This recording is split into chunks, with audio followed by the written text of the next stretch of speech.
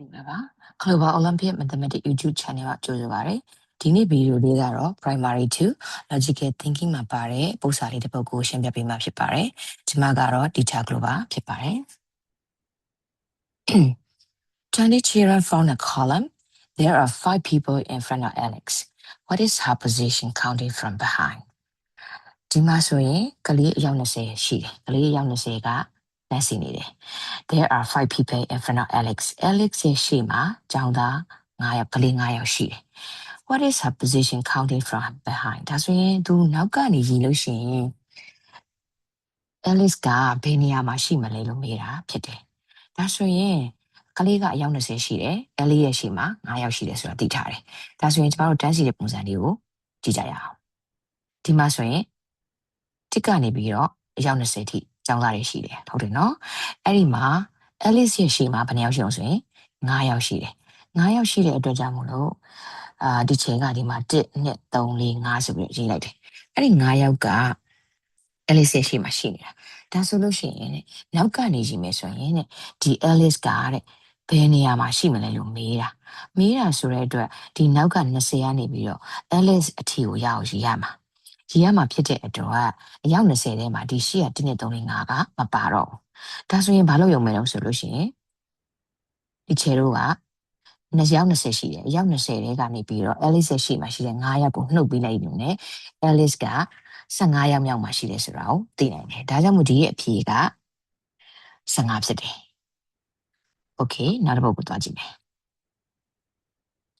30 children from a column Alex 11 studying from the front what is her position counting from behind ဒီမှာဆိုရင်ကလေးကအယောက်30မိဘကနည်းနည်းလေးပွားချသွားပြီ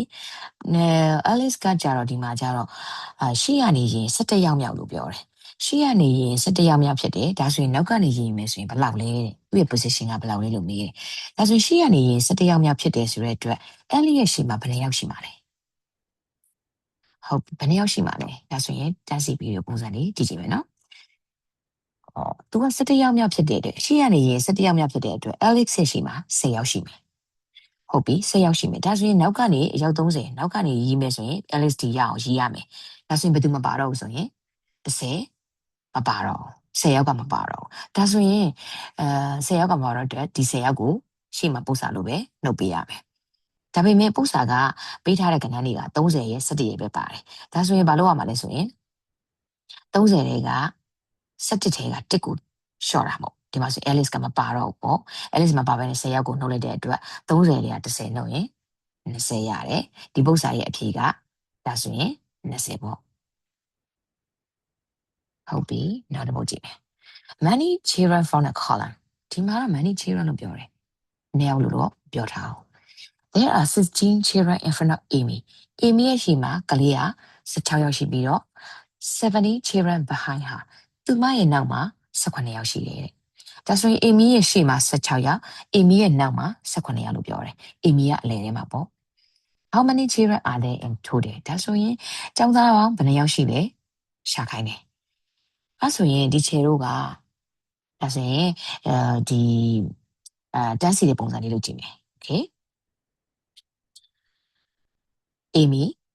ဒီမှာ Amy ရှိတယ် Amy ရဲ့ရှေ့မှာ16ယောက်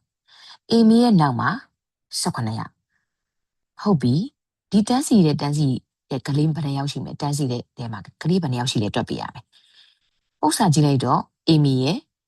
စီက16ယောက်ရဲ့ Amy ရဲ့နောက်က18ယောက်ရဲ့ဆိုတော့သိကြပြီဒီခြေတို့ကဘာလို့ရုံမဲ16ရဲ့ Amy ရဲ့ Amy နောက်က18ရဲ့ပေါင်းလိုက်ရုံပဲပေါင်းလိုက်တဲ့အခါမှာ answer က34ရတယ်ဒါဆိုရင်ဒီပု္ပ္ပစာမှာကလေးပေါင်း34ယောက်ထိုတယ်ရှိတယ်ဟုတ်ပြီနော်နောက်တစ်ပုဒ် Peter Mark Peter and 72 children form a column There are 11 children behind Mark and 31 children between Mark and Peter. How many children is in front of Peter? Mark ရဲ့ Peter ရဲ့82ယောက်ကလေး82ယောက်ရဲ့ဆိုတော့ဒီမှာကကလေးစုစုပေါင်း84ယောက်ရှိတယ်။ဘာလို့လဲဆိုရင်ကလေး82ယောက် Mark က1ယောက် Peter က1ယောက်ပေါင်းလိုက်တော့84ယောက်ဒီ84ယောက်တန်းစီတဲ့ထဲမှာ Mark ရဲ့နောက်မှာ17ယောက်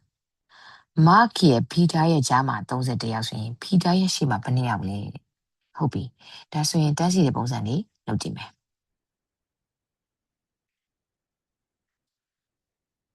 Mark ရဲ့ behind Mark ဒီမှာ Mark ကရှိတယ် Mark ရဲ့နောက်မှာ17ယောက်ပုံစံတိုင်းချလိုက်တယ် Mark and Peter ရဲ့ကြားမှာ31ယောက် Mark 31 and then Peter ဒါဆိုရင် Peter ရဲ့ရှေ့မှာဘယ်နှစ်ယောက်ရှိလဲတွက်ရမှာပေါ့စုစုပေါင်းကလေးက20နဲ့ Mark ရဲ့ Peter ရဲ့ဆိုတော့84ယောက်ရှိတယ်ဟုတ်ပြီအဲ့ဒါဆိုရင်ဒီချေတို့က Peter ရဲ့ရှေ့ကကလေးကိုပဲလိုချင်တဲ့အတွက်ကြောင့်မလို့စုစုပေါင်းကလေးဖြစ်တဲ့84ယောက်ထဲရနေပြီးတော့ Peter အတွက်Peter အတွက်1ရယ်သူတို့နှစ်ယောက်ကြားတဲ့က31ရယ် Mark အတွက်1ရယ် Mark ရဲ့နောက်က17ယောက်ရယ်အားလုံးပေါင်းလိုက်တယ်ပေါင်းလိုက်တဲ့အခါ44ရတယ်ဒါဆိုရင် Peter ရဲ့ရှေ့ရပဲလိုချင်တဲ့အတွက်စုစုပေါင်း total 74တွေက44နှုတ်ပေးလိုက်ရင် Peter ရဲ့ရှေ့မှာအယောက်30ရှိတာကိုတွေ့ရမယ်ဟုတ်ပြီနော်ပုံစံကတော့အမျိုးမျိုးပုံစံလေးနဲ့လှည့်မိထားတာကိုတွေ့ရတယ်ပုံစံဘယ်လိုပဲပြောင်းမိမိဒီချေတို့ကတန်းစီတဲ့ပုံစံလေးနဲ့တေချာနေရာချလိုက်မယ်ဆိုလို့ရှိရင်ပုံစံကဘာရှာခိုင်းလဲဆိုတာကိုတေချာတွေ့ယူနိုင်မှာဖြစ်တယ်နော်ဟုတ်ပြီနောက်ထပ်ဗီဒီယိုတစ်ခုမှာပြန်တွေ့ကြမယ်နော်တတာ